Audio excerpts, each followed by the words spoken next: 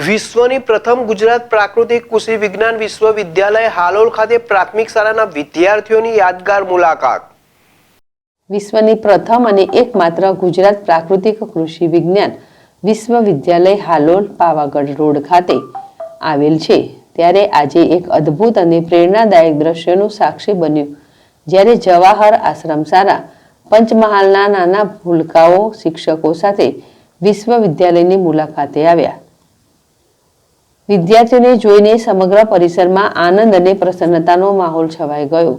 જવાહર આશ્રમ શાળાની સ્થાપના 1960માં કરવામાં આવી હતી અને તે ગુજરાત રાજ્યના આદિજાતિ અને સમાજ કલ્યાણ વિભાગ દ્વારા સંચાલિત છે। જાંબુઘોડાના ગ્રામ્ય વિસ્તારમાં સ્થિત આ શાળાએ હજારો વિદ્યાર્થીઓના ભવિષ્યને આકાર આપવાનું શ્રેષ્ઠ કાર્ય કર્યું છે।